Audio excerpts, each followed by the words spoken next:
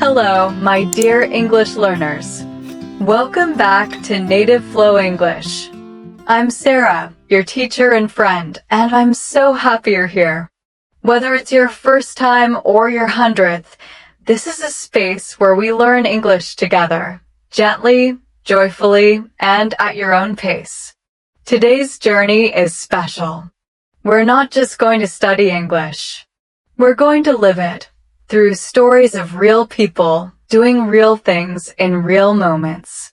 From morning coffee to bedtime stories, every little habit can become your English classroom.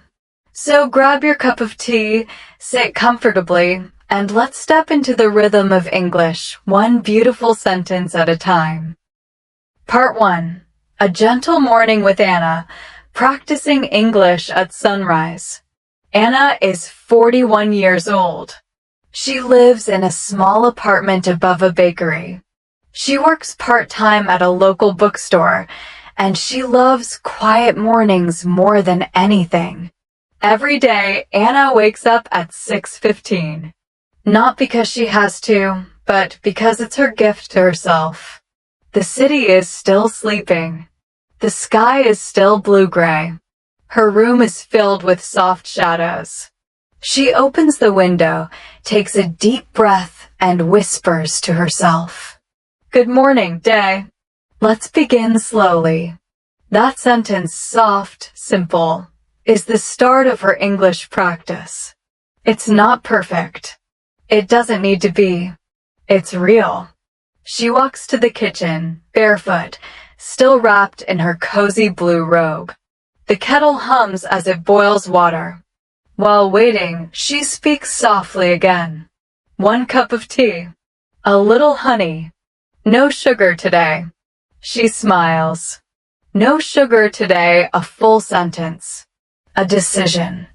A moment. While her tea cools, Anna pulls out a small notepad. On the first page, she's written 3 morning sentences. This is her daily habit. Each morning, she writes 3 short thoughts in English. Today, she writes, I slept better than yesterday. The wind sounds gentle outside.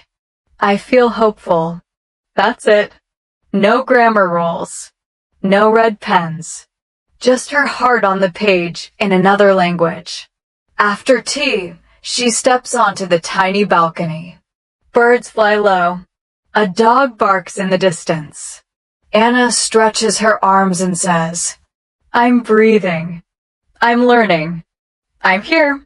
She calls these her anchor words. Simple phrases that root her, calm her, remind her English is not a mountain. It's a path, and she's walking it 1 word at a time. At 7 o'clock, Anna plays soft instrumental music and begins preparing breakfast, oatmeal with apples and cinnamon. While slicing the apple, she says out loud, 1 slice, 2 slices, 3 slices. She giggles a little. I sound like a cooking show, but she keeps going. Add the cinnamon. Stir gently. Smells delicious. As the oats simmer, she opens YouTube and listens to a beginner-level English video, just 5 minutes long. She doesn't try to understand every word. She listens for rhythm, emotion, repeats 1 or 2 lines softly to herself. Today is a new beginning. You're stronger than you think. She whispers them like affirmations. Because for Anna, English is not about showing off. It's about showing up. When breakfast is ready, she sits at her table by the window. She doesn't look at her phone. She doesn't rush. She eats slowly. And as she chews, she practices. This is warm. This tastes good.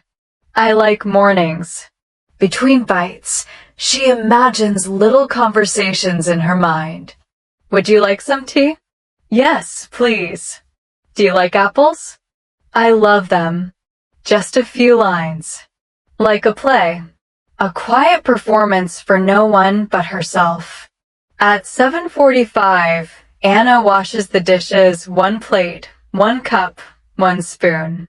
She speaks again. Washington rinse. Dry. All clean. She doesn't need to say these words. But she wants to, because saying them gives them weight. It turns actions into practice, and practice into progress.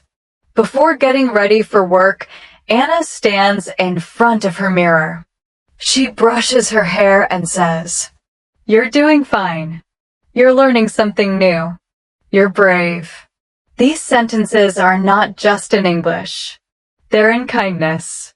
So as we end part 1 of today's journey, I invite you to reflect. What do your mornings sound like? Could one sentence, just one, become your practice? Even something as soft as, "I am awake. I'm ready. I'll try again today." Because English doesn't grow only in classrooms.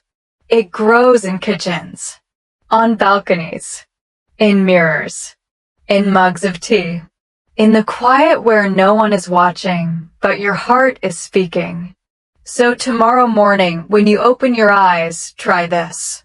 Whisper something in English, anything, and smile, because that whisper is the beginning of fluency. Part 2, a day at the bookstore.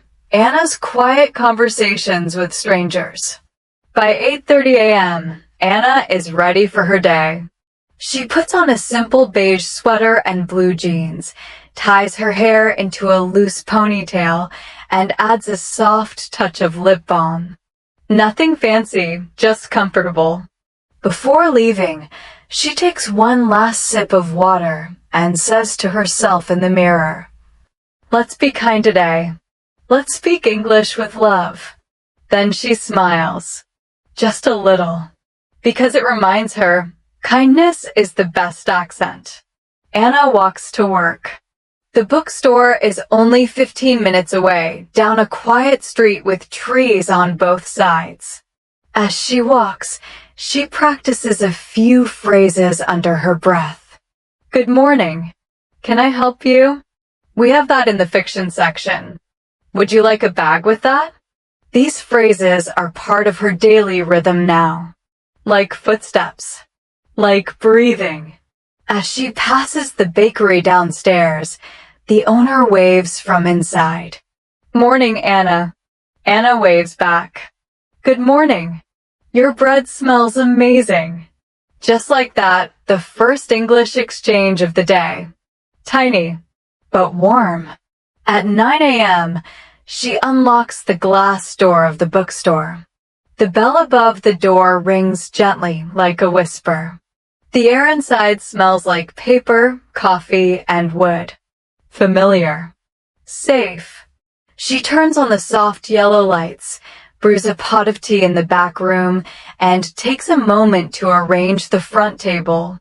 Today's theme is books that make you brave.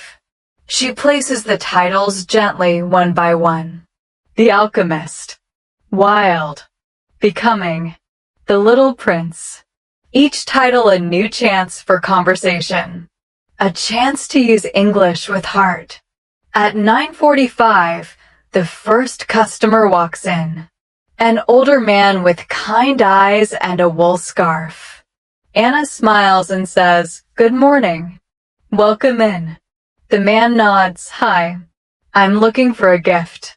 A book for my granddaughter. She's 10. Anna thinks for a second and says, "Let's see. Does she like animals? Or adventure?" The man smiles, "Both." Anna walks with him to the children's section. She picks up a colorful book and says, "This one is about a dog who travels across the country to find his way home.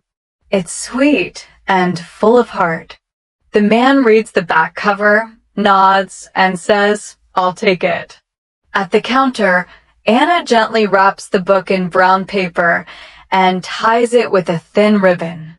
As she hands it over, she says, "I hope she loves it." The man replies, "Thank you. You made this very easy." Anna's heart glows. She didn't just sell a book. She used English clearly, warmly, to connect. Later in the day, a young woman enters the shop. She looks around, slightly shy, and approaches the counter. "Hi," she says softly. Do you speak Spanish?" Anna smiles and replies, "Not much. Just a little. But I can help you in English slowly." The woman smiles back with relief. "Okay, I try English." They speak slowly together. "Looking for book about cooking," the woman says. Anna asks, "Do you like baking? Or more everyday cooking?" "Every day," the woman replies. "Simple food." Anna shows her a book called Simple Kitchen Stories. It has photos, short recipes, and little notes in the margins. This one is easy to read. And delicious. The woman claps her hands. "Yes, this is good." They laugh together. Another moment of learning, of courage, of connection. During her lunch break, Anna sits at the back table near the window. She eats a simple meal, rice, vegetables, and a boiled egg. Next to her is a small notebook titled "Words I Love Today." She opens it. Under today's date, she writes, "Gift, travel across, simple food, slowly, connection."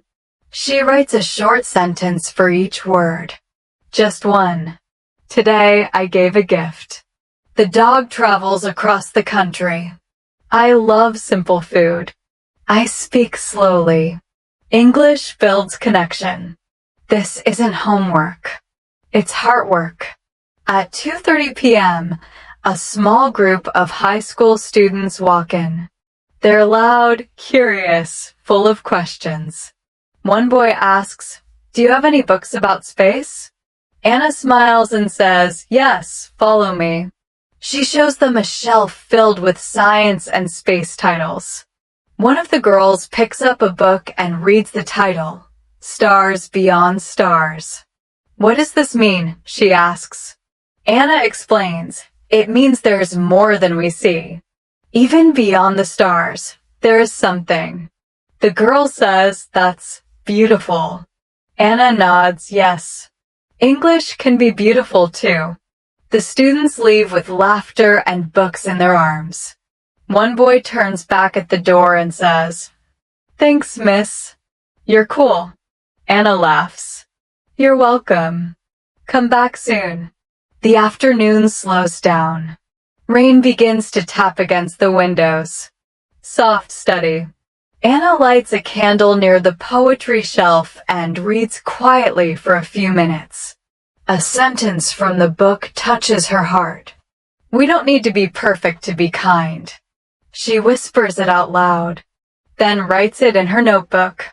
Not just for English, for life. At 5 p.m., she closes the shop. She turns off the lights, wipes down the counter, washes her cup, checks the door twice, as always. And before leaving, she stands in the middle of the store, the quiet, peaceful store, and says, "Today I used English to help, to care, to smile. I didn't make a speech, but I made a difference." As Anna walks home, the sky is pink and silver. The streets are wet. The city feels calm. She repeats to herself, "Gift, travel, simple, slowly, connection," and smiles. Because today, English was more than words. It was kindness, courage, and quiet joy. Part 3. Evenings with Noah. Speaking English at home without a lesson. When the sun begins to soften and the sky turns orange, a new kind of English begins, the quiet kind. The kind spoken around dinner tables, across living rooms, and beside beds. That's the English Noah is learning without textbooks, without a teacher, without even knowing he's learning. Let me tell you about him. Noah is 11 years old. He lives with his mom, Melissa, and his grandfather, Mr. Charles. They live in a cozy, one-story house near the edge of a small town. The walls are filled with books, photos, and shelves that hold memories. Noah is in 5th grade. He loves drawing robots, watching space documentaries, and, though he doesn't always say it, helping his mom in the kitchen. Every day, when the clock hits 4 p.m., Noah walks home from school. He pushes open the creaky front gate, drops his bag by the door, and says in a happy voice, "Grandpa, I'm home." And every day, from the living room, comes the same reply. "Welcome back, my boy. Take your shoes off." That sentence, "take your shoes off," is English. Natural, simple, warm. No pressure. No fear. Just love in another language. Melissa comes home shortly after. She's a single mom. Works at a small clinic. Wears soft sneakers. And always carries 2 things in her bag, hand sanitizer and a notebook full of recipes. As she enters, she calls out Noah. "Want to help me cook tonight?" And Noah always answers, "Only if I get to stir." In their kitchen, English lives in every corner. Melissa opens the fridge and says, "Okay, let's see. Broccoli, some chicken, and leftover rice." Noah replies, "Let's make a stir-fry." He grabs the cutting board, and as he hands her the knife, he asks, "Is this sharp enough?" Melissa says, "Careful with your fingers. Chop slowly." He nods. "Don't worry. I'm a professional." They both laugh. They don't stop to translate. They don't study grammar. They just cook and speak together. While the chicken sizzles in the pan, Noah begins setting the table. He talks to himself as he lays out the plates. 2 forks. 2 spoons. Napkins go here. Water bottles, done. Then he walks to the living room and says, "Grandpa, dinner is ready." Mr. Charles turns off the television, gets up slowly, and replies, "Coming, coming. Save me the biggest piece." Noah grins. No promises. At the table, the conversation flows like soup in a warm bowl. Melissa asks, "How was school today?" Noah replies, "We had a spelling test. I think I got adventure right." Mr. Charles says, "That's a good word. Life is full of adventure." Then Noah says, "Grandpa, what does curious mean?" Mr. Charles smiles. "It means you like asking questions. Like you." Noah laughs. "Then I must be very curious." During dinner, Melissa teaches new words without meaning to. When she says, "Don't spill the sauce," Noah repeats softly, "Spill the sauce." When she says, "Pass me the soy sauce," Noah responds, "Here you go." Every sentence is a seed, and Noah is the soil. It grows quietly, one mealtime at a time. After eating, they clean the kitchen together. Melissa washes the dishes. Noah dries them with a towel. Mr. Charles wipes the table with slow, gentle hands. Noah sings softly while drying. Wash, rinse, dry. Stack and smile. Melissa looks at him and says, "That's a good rhythm. Make that your dish song." He nods and says, "I'll sing it every night, even when I'm 30. They all laugh again. This is not a language class, but it is learning. Real, warm, everyday learning. Later in the evening, Noah and Mr. Charles sit in the backyard. The sky is full of stars. The air smells like grass and old wood. Noah points up and says, "That one is Orion, right?" Mr. Charles replies, "Yes. You remember." Then Noah says, "I want to go to space one day." Mr. Charles says, first, go to bed on time. They both chuckle. But then Noah becomes quiet. After a moment, he asks, do you think people in space feel lonely? Mr. Charles thinks and answers slowly. Sometimes, yes. But even in space, they can speak to Earth. They're never completely alone. Noah nods and whispers like learning English. Even if it's hard, I'm not alone. Mr. Charles smiles. Exactly. You are never alone, my boy. At bedtime, Melissa comes into Noah's room. He's already under the blanket, holding his favorite book, The Boy Who Wanted to Fly. Melissa sits beside him and says, can I read a page? Noah nods. She opens to a random part and begins. The boy stood at the edge of the field, his arms stretched wide. He whispered to the wind, I am ready. Noah listens, his eyes soft. Melissa pauses and asks, what do you think will happen next? Noah says, maybe, he will try to fly. Melissa smiles. Even if he falls, he tried. That's the magic. Then Noah asks quietly, am I learning fast enough? Melissa strokes his hair.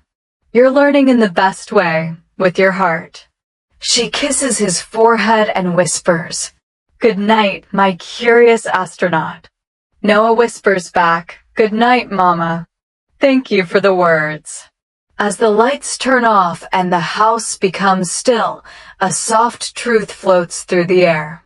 You don't need to sit in a classroom to learn English. Sometimes, all you need is a spoon, a story, and someone who loves you enough to speak slowly. Noah didn't memorize vocabulary, but he remembered a feeling, a sentence shared over dinner, a question asked under stars, a bedtime whisper about courage. And that, dear listener, is where English becomes more than a language. It becomes family. Part 4. A trip to the market, learning through listening, asking, and smiling. It's Saturday morning, and the sun is gently touching the rooftops of the town. The birds are louder than usual. The streets are starting to fill with people and something else, language. In the middle of this weekend rhythm, we meet someone new. Her name is Lena. She's 34 years old, works as a part-time piano teacher, and speaks 2 languages fluently, but English is not one of them. Not yet. But every Saturday, Lena practices English in a place that many forget is full of language, the market.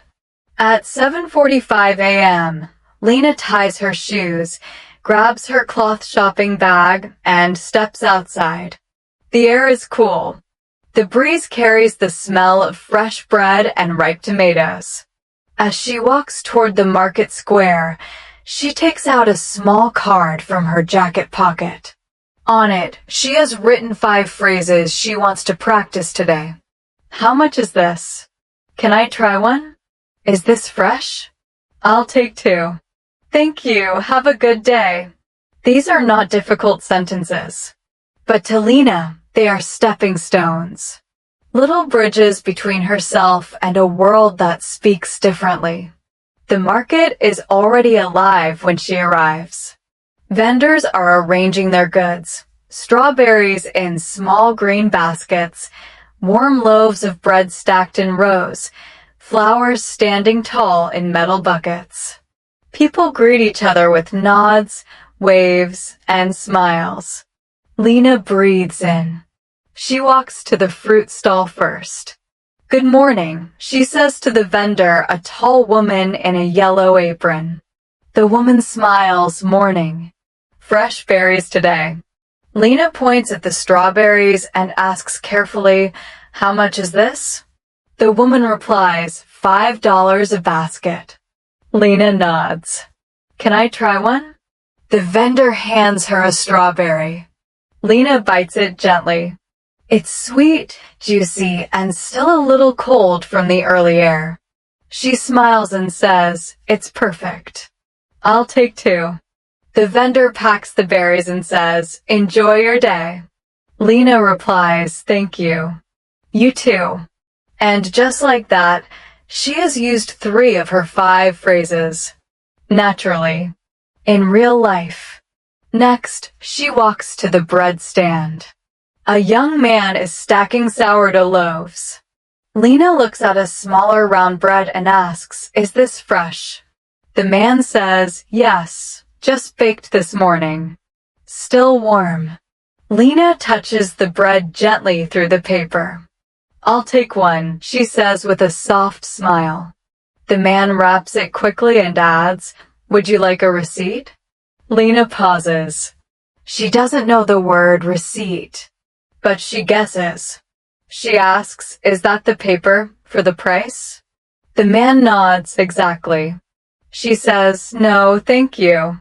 That's another moment of learning, not from a lesson, but from the courage to ask. As she continues walking, Lena passes the flower stall. Bright tulips catch her eye, yellow, pink, and orange. She stops. The vendor, a gentle older man, says, "Would you like some flowers today?" Lena hesitates. She didn't plan to buy flowers, but she hears herself say yes. Just one. The man picks a single orange tulip and wraps it in paper. He says sometimes one is enough. Lena nods. Yes, just one is perfect. They smile at each other. And in that moment, Lena feels something deeper than language. She feels understood. By 9 a.m., her bag is full. 2 baskets of strawberries, 1 small loaf of bread, and a single tulip standing upright like a little flag of hope. But more than food, she carries something invisible, new phrases, new confidence, and a warm sense of connection. She sits on a bench at the edge of the market to rest. She takes out her phone and opens her voice memo app. She speaks softly. "Today I used English at the market. I asked prices. I tried a strawberry. I talked about bread and flowers. I didn't panic. I smiled." She pauses, then adds, "And the man said, 1 is enough." That felt like a poem. Lena watches people walk past, some talking loudly, others quietly. Some with strollers, some with bags of vegetables, some walking alone, holding a cup of coffee. And she realizes something. Everyone is practicing something. Some are practicing patience. Some are practicing joy. Some, like her, are practicing a language 1 sentence at a time. And that's beautiful. When she gets home, Lena places the bread on the kitchen counter, washes the strawberries, and puts the tulip in a glass of water. Then she opens her journal and writes down everything she remembered from her conversations. Fresh berries today. Still warm. Would you like a receipt? 1 is enough. She writes a sentence next to each phrase, her own little memory attached to it. Then she whispers them again softly. Still warm. 1 is enough. Thank you. Have a good day. Later that afternoon, as the sun begins to dip lower, Lena thinks about something a teacher once told her. Language is not just communication. It's presence. It's courage. It's a smile when you're unsure and a sentence when you're afraid. And today, in the market, Lena lived that truth. She didn't memorize. She didn't rehearse. She just showed up with her ears, her eyes, her heart. And that was enough. Part 5. Yoga, Cooking, and Laundry. English in the quiet work of the day. Let me tell you about Elena. She's 42 years old and works from home as a freelance illustrator. Her world is full of colors, quiet music, and soft routines. She doesn't speak much during the day, not because she's shy, but because her work is silent. But silence doesn't mean no learning. In fact, for Elena, English is something she whispers into the spaces of her everyday life, especially during the tasks most people do without thinking. At 10:30 a.m., after finishing a morning sketch for a client, Elena rolls out her yoga mat in the corner of her room. A candle flickers nearby. The floor is clean. A small Bluetooth speaker plays soft instrumental music. She opens a YouTube video, 15-minute yoga for energy, English voice guide. The instructor speaks clearly, slowly, gently. Elena follows along, listening not only with her body, but with her ears. Breathe in, breathe out. Reach for the sky. Feel your spine grow long. Hold and release. She repeats after the instructor, not loudly, just enough for her mouth to move with the sound. Sometimes she doesn't understand every word, but she doesn't stop. Because yoga is not about perfection, and neither is English. After yoga, Elena goes to the kitchen. It's lunchtime. She opens the fridge and speaks out loud as she thinks. Let's see, eggs, spinach, rice, garlic. Then she opens a cooking channel in English. A cheerful voice says, "Today we're making a spinach rice bowl with garlic and eggs. Easy and healthy." Perfect, Elena thinks. She watches closely. The woman in the video says, "First, chop the garlic. Then sauté in olive oil." Elena mimics, chop, sauté. She repeats steps as she moves. Add rice. Stir well. Crack 2 eggs. Scramble gently. Top with salt and pepper to taste. As the dish cooks, Elena continues speaking softly to herself. Smells good. Looks healthy. This is simple. I like it. She eats slowly by the window, repeating one phrase from the video. To taste. She whispers, salt to taste. Life to taste. And she smiles. After lunch, she washes the dishes. A plate. A bowl. A spoon. She doesn't rush. She uses this moment, the sound of water, the movement of her hands, to say small sentences in English. Washington rinse. Dry. This is clean. This is done. She's not thinking about grammar. She's thinking about rhythm. Because language is music. And dishes are the beat. Then it's time for laundry. Elena sorts clothes into 2 piles, lights and darks. As she does, she practices her adjectives. White shirt, black pants, blue towel, soft sweater. She puts the clothes in the machine and says, "Wash cycle, 45 minutes." She presses start. The machine begins to hum. While waiting, she sits on the couch with her notebook. On the top of the page, she writes, "English in daily life. Today's words." She adds, "Reach, sauté, rinse, sweater, cycle." She writes 1 sentence for each. Reach for the sky. Sauté the garlic slowly. Rinse the spoon. My favorite sweater is blue. The wash cycle is long. Each sentence is hers, from her real life, not from a textbook. And because of that, she will remember. Later, when the laundry is done, she takes out each piece of clothing and folds it one by one. She says softly, "Fold the towel. Pair the socks. Stack the shirts." Again, she's not performing for anyone, just herself. She turns the small actions into learning, and learning into peace. That evening, Elena calls her best friend Julia, who lives in another city. They speak in their native language, catching up, laughing. But then, at the end of the call, Julia says, "Say something to me in English. I want to hear your progress." Elena laughs nervously. Then she pauses and says slowly, "I cooked spinach rice today.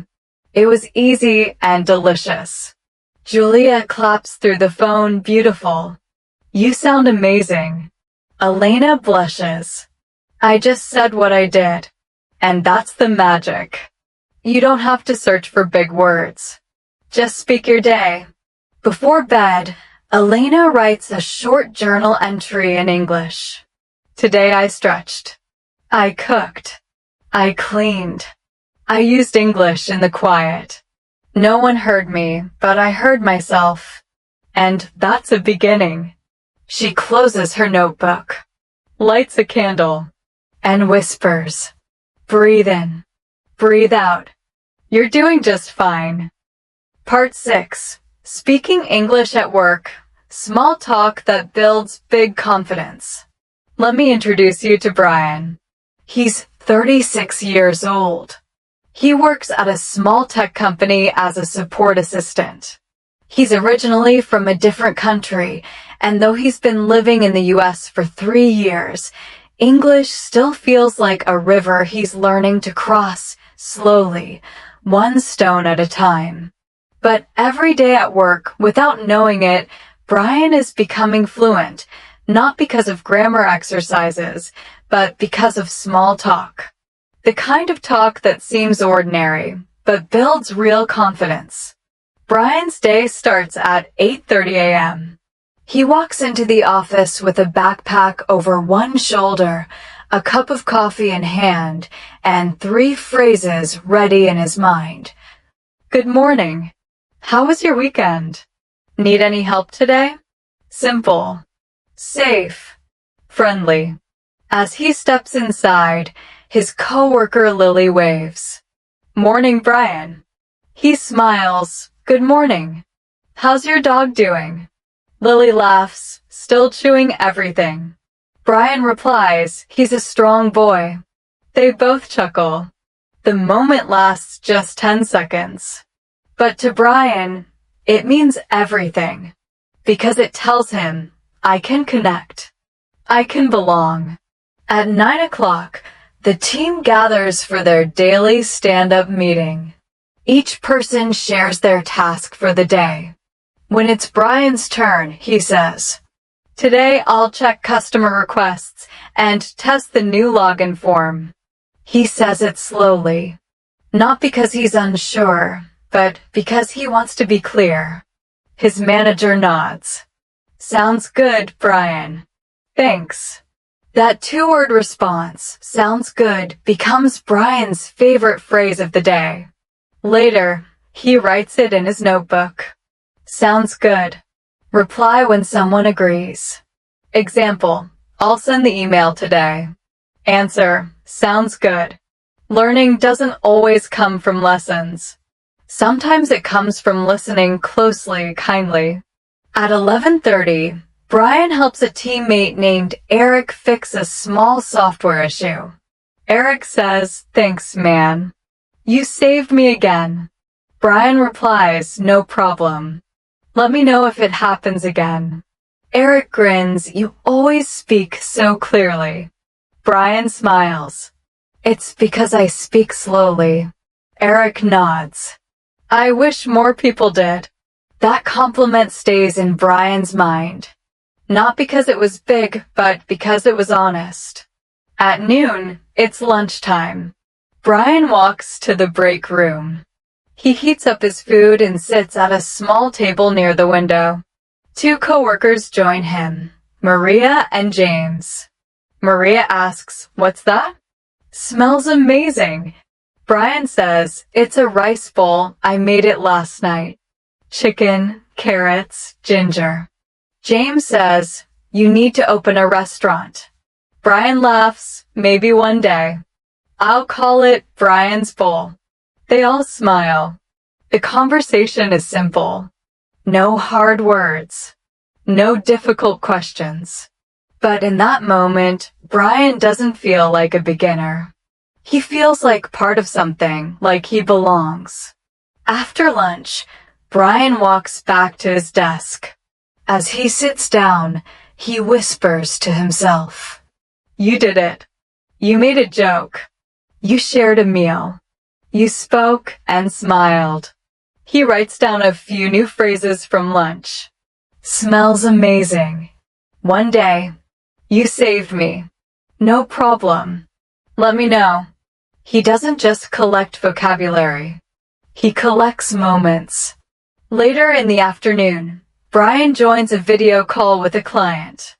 Before the call begins, his manager says, "You okay to lead this one, Brian?" Brian's heart beats faster. He hesitates, then says, "Yes, I can do it." During the call, he speaks slowly, clearly, and uses all the phrases he's been practicing. "Let's take a look at your issue. I understand your concern. I'll follow up by email after this call." When the call ends, his manager turns to him and says, "Nice work. You're getting better every week." Brian exhales. He feels proud. Not perfect, just proud. At the end of the day, before heading home, Brian stops by the kitchen to grab his coffee mug. He sees Lily again. She asks, "Busy day?" Brian nods. "Yes, but good busy." Lily replies, "Those are the best kind." They exchange a smile. On the way out, Brian thinks, "Small talk is not small. It's how people build trust. How teams become friends. How languages stop being foreign." That night, Brian sits at his desk at home. He opens his notebook and writes, "Today I didn't study English, but I used it to help, to joke, to listen. I spoke less like a student and more like me." English doesn't need to be perfect. It needs to be real. He closes the notebook, takes a deep breath, and whispers, "Sounds good." Part 7, Library, Park, and Cafe, where strangers become teachers. Let's meet Sophia. She's 29 years old. She moved to Canada from the Philippines 2 years ago. She's warm, thoughtful, and carries a small leather notebook in her bag wherever she goes. She doesn't go to an English class. She doesn't use an expensive app. She learns English by walking slowly through her city and letting life teach her. It's Wednesday, a quiet, windy afternoon. Sophia walks into the public library, her favorite place in town. The glass doors slide open, and the smell of books instantly calms her. She walks toward the language section, then pauses. A man nearby is shelving books. He's older, with round glasses and a kind face. Sophia steps closer and says, "Excuse me, do you work here?" The man looks up, smiling. "Yes, I do. Can I help you?" Sophia asks, "Do you have easy English novels?" He nods. "We have graded readers, follow me." They walk together to a shelf labeled, "Learn English Through Stories." He pulls one out, The Missing Cat. "This is a level 2, he explains. Very good for building vocabulary." Sophia takes it, turns the pages, and says, "This looks perfect. Thank you very much." The man replies, "You're very welcome. Keep practicing. You're doing great."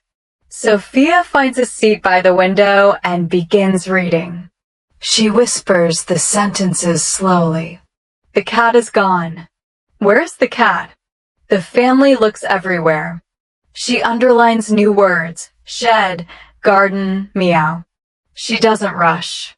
Because for her, one page read with feeling is worth more than 10 rushed in silence. When she finishes the first chapter, She closes the book and says out loud, "I want to find the cat too." She smiles. She's not just reading English. She's feeling it. Later that afternoon, Sophia walks to the city park. She finds a quiet bench near a small lake, takes out her journal, and begins to write. "Today I asked a question at the library. The man helped me. I wasn't afraid. That is my win." As she writes, a small boy runs by, chasing a red ball. His grandmother follows closely behind. The ball rolls near Sophia's bench. The little boy looks at her and says, "Can you kick it?" Sophia pauses, then stands up and taps the ball gently with her foot. The boy giggles. "Nice kick." Sophia replies, "Thanks. You're fast." The grandmother chuckles. "He could run all day." Sophia nods. "Good energy." They exchange a few more words about the weather, the boy's favorite snacks, her accent. The woman asks, "Are you learning English?" Sophia answers, "Yes. Every day, one word at a time." The woman smiles warmly. "You're doing beautifully." Sophia walks home slowly. Before heading back to her apartment, she stops at her favorite cafe. A tiny place on the corner with brick walls and soft jazz playing inside. The barista greets her. "Hi there." The usual. Sophia smiles. "Yes, please. One chai latte." While waiting, she hears a couple at the next table laughing. They're speaking English, but slowly. She listens. "This sandwich is so big." "I told you. It's the jumbo one. Next time we share." They're just talking, no pressure, no fancy words. And yet, Sophia hears so much. She hears rhythm, real life, emotion. She thinks, this is the English I want to speak, the kind that connects. When the barista hands her the drink, he says, "Careful, it's hot." Sophia replies, "Thank you. I'll hold it gently." The barista laughs. That's a poetic way to say it. Sophia grins. "I like to practice beautiful English." She takes a seat near the window, pulls out her notebook, and writes down. Graded reader. Shed. Meow. Nice kick. The jumbo one. Hold it gently. She adds small notes next to each. Then she writes a sentence. Today, strangers became teachers. They didn't plan it. I didn't expect it. But it happened because I listened. Sophia's chai is now warm, not hot. Outside the window, the world continues busy, noisy, beautiful. But inside, she feels quiet. Because today, she didn't go to class. She went to life. And life gave her lessons kind, surprising, free. That night, before bed, she reads one more page of The Missing Cat. She closes the book, places her hand on the cover, and says, I understand. Not everything, but enough. Then she whispers, Thank you, library. Thank you, boy. Thank you, barista. Thank you, world. And as she turns off the light, she realizes, language isn't something you chase. It's something you meet when your heart is open. Part 8. When you feel stuck, speaking English through doubt and fear. Let me tell you a quiet story. It's not about success, or confidence, or winning. It's about a woman named Naomi and the day she almost gave up speaking English for good. Naomi is 48 years old. She lives in a small town in England with her 2 teenage sons. She moved there from Japan 5 years ago. And even now, she says, I understand English, but I don't trust my mouth. She works as a cleaner in the mornings. Quiet work. No speaking. No pressure. But inside, she carries a deep wish. I want to talk. I want to join. I want to belong. And yet, each time she tries in shops, at school events, on the phone, fear wraps around her like cold wind. One day, Naomi goes to the pharmacy to buy cough medicine for her son. She stands in line, rehearsing the sentence in her mind. Hello, my son has a cough. What do you recommend? But when it's her turn, the words don't come. The pharmacist says, Hi, how can I help you? Naomi stares for a second too long. She points silently at the shelf behind him. The man looks confused. For a cold? She nods. Yes. Cough. Son. He grabs a bottle. This one's good for kids. She whispers, thank you, and walks away, heart beating fast, eyes hot. At home, she closes the door, puts down her bag, and sits on the floor. She thinks, I can't do this. Why does my voice disappear? I'm not made for this language. Her sons find her sitting there. They ask, Are you okay, Mom? She smiles quickly. Just tired. But inside, she's not tired. She's ashamed. And shame, for language learners, is heavier than any grammar book. That evening, Naomi writes in her journal. Not in Japanese. Not in English.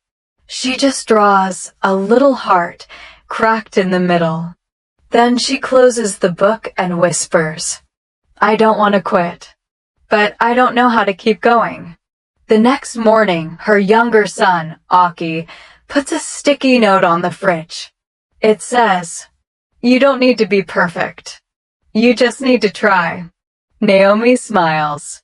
She doesn't say anything, but something small inside her shifts. A few days later, she goes to the local park.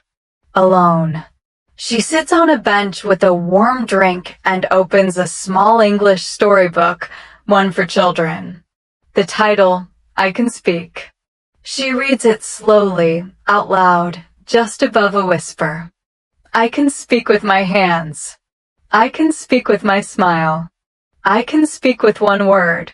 She repeats the last sentence. I can speak with one word. And she thinks, maybe one word is enough. Today, the next week, she's back at the pharmacy for herself this time. Same place. Same man. He says, Hi again. How are you today? Naomi feels her chest tighten. But then she hears her son's words, You don't need to be perfect. So she answers slowly. Better. Thank you. I need something for my throat. The pharmacist smiles. Of course. Let's take a look. Naomi listens carefully, asks one question, and says thank you. She walks out, not proud, not powerful, but present. And present is enough. That night, she speaks to her son in English for the first time in weeks. She says, Aki, I spoke English today. He smiles, wide and bright. Mom, you always do, even when you whisper. In her journal that night, Naomi writes in English. Today I used my voice. It shook. It cracked. But it was mine. And that is the bravest sound in the world. She closes the book and says aloud, I will not quit. Even if I cry. Even if I freeze. Even if it takes my whole life. Because trying is beautiful. Dear listener, if you have ever felt like Naomi, if you have ever forgotten your words, or gone silent out of fear, or pointed instead of speaking, please know this. You are not alone. And more importantly, you are not failing. Because every time you try, even with broken grammar, wrong words, or shaking hands, you are winning. You are practicing courage. And courage is the only true language. So the next time you want to speak English, but feel the fear creeping in, say this out loud. I don't need to be perfect. I just need to be present. I don't need all the words. I just need one. I don't need to be fluent. I just need to begin. Even a whisper counts. Even a nod and a thank you. Even a quiet voice in a loud world. Because your voice, however small, matters. Part 9. Why simple sentences can change your life. Let me ask you something. What was the first full sentence you ever said in English? Maybe it was, "My name is Anna," or "I am happy," or "I like coffee." It didn't sound like much at the time, but I want to tell you a secret. Simple sentences are not small. They're sacred. Because behind every simple sentence is a story of courage. Let me introduce you to Raymond.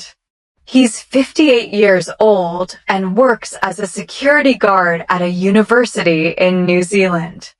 Every day, hundreds of students pass by him, most speaking fast English with slang and jokes he doesn't always understand. Raymond came from Malaysia 6 years ago.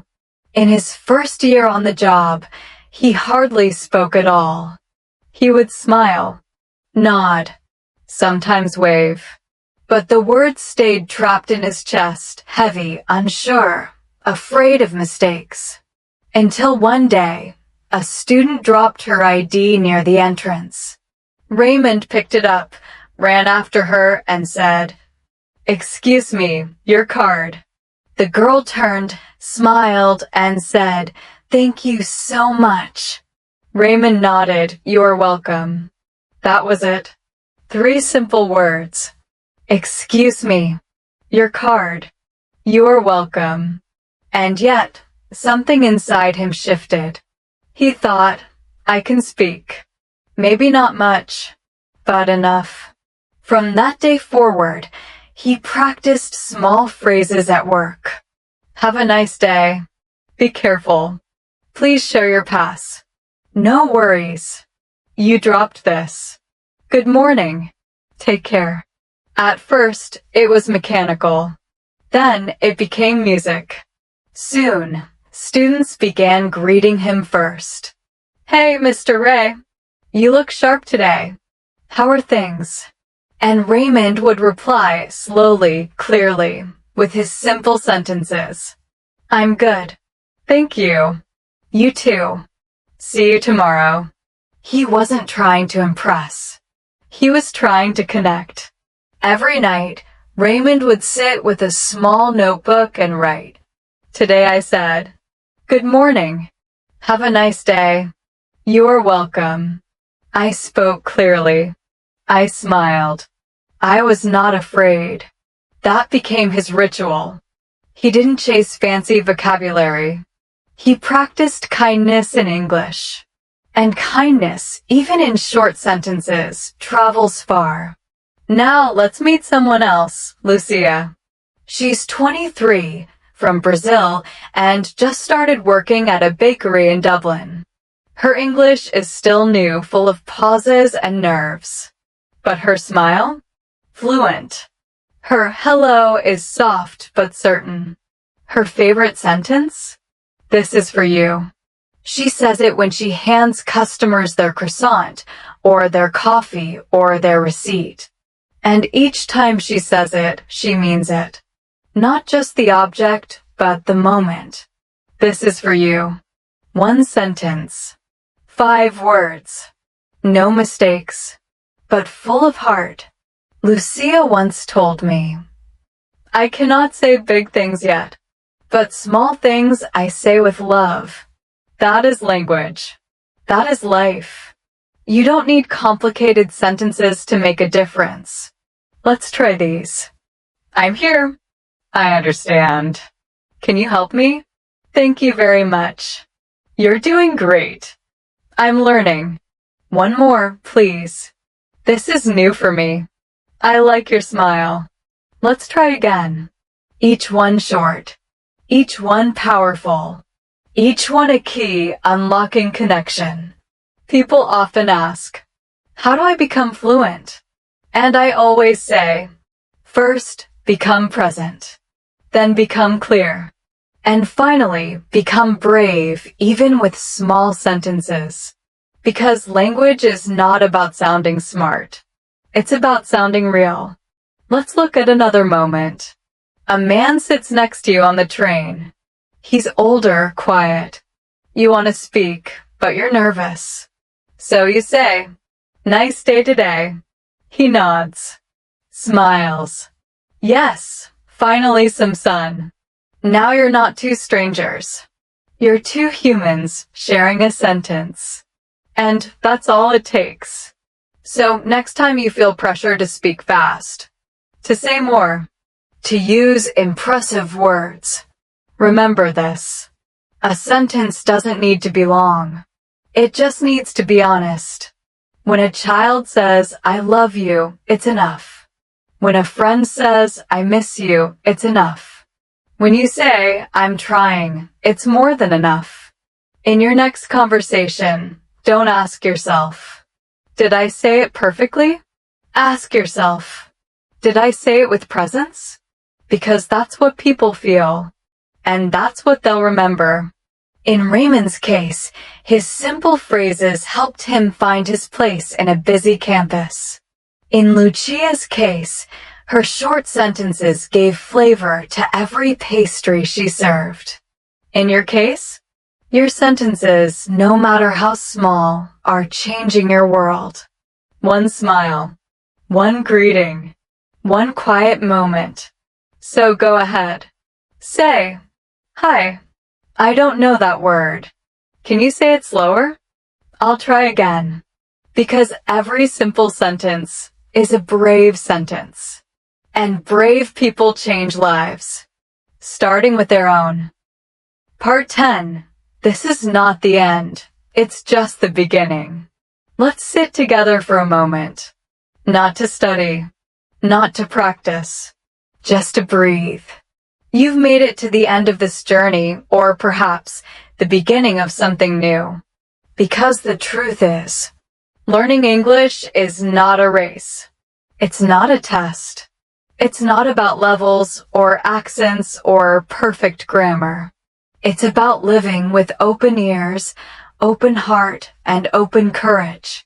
Let me take you back. Do you remember Anna, the woman who whispered English in her kitchen every morning? She didn't start her day with rules. She started it with a mug of tea and 3 soft sentences. She didn't ask, am I fluent yet? She asked, am I kind to myself today?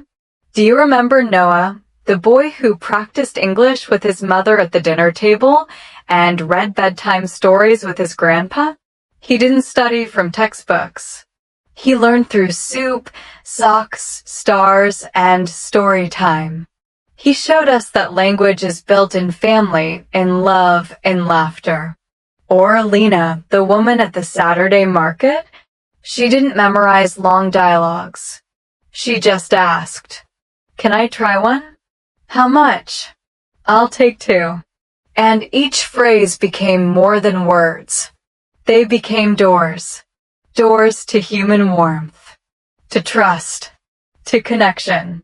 Then there's Elena, who cooked quietly, folded laundry gently, and spoke to her yoga teacher in the language of peace. Or Brian, who said good morning at work and found confidence through coffee breaks and small jokes. Or Sophia, who learned from a librarian, a little boy in the park, and a barista who handed her a cup and unknowingly handed her belonging.